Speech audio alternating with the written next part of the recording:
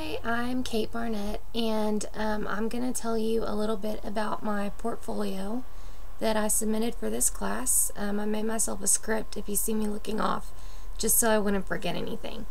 For my introduction letter, I made sure to write in a friendly and welcoming tone. I didn't want to come off as harsh or arrogant, and I included some information about my personal life, because I think that I probably relate a lot to the parent since I am a parent myself. I listed all my detailed contact information, conference hours, and info about Meet the Teacher and open house. And I tried to express excitement about meeting the children in the upcoming school year without coming off like overzealous or fake.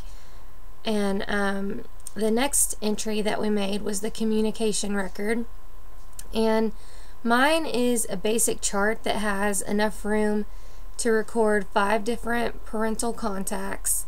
I listed who I communicated with, student strengths, because I think sometimes when you're contacting parents and it's only about something negative, they feel like you're ganging up on their child, and I definitely want to let parents know what their kids are doing well also.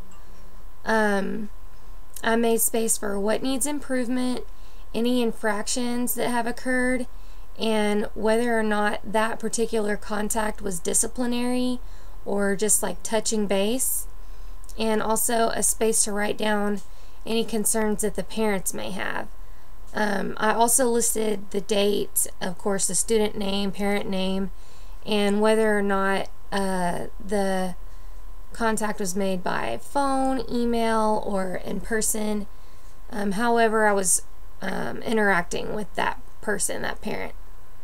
The next one was the management plan, and this was probably the most detailed entry that I made. It was pretty long, so I encourage you to open up my document and look at it to get the full effect of it, because I'm just basically going to paraphrase. In my introduction letter, I wanted to make it clear to the parents that my goal is not to punish or humiliate the children for every mistake they make.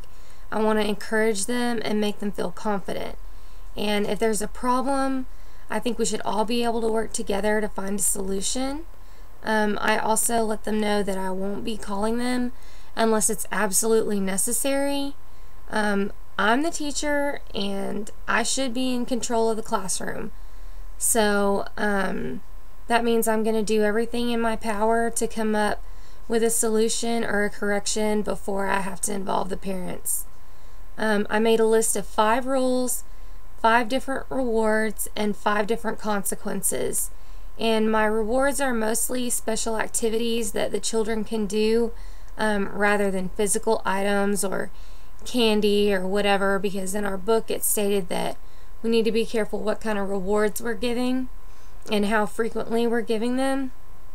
And none of my consequences include humiliation. I don't think that works. I think that calling on a student and scolding them in front of the rest of the class is counterproductive. I think that it can cause resentment and like just a general negative attitude about school.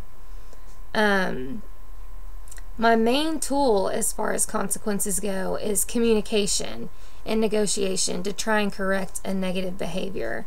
Things like physical violence and bullying and cursing, stuff like that, of course require more severe consequences like a principal's office visit or parent contact, but I feel like those are pretty extreme resorts that hopefully will not have to be taken very often in my classroom.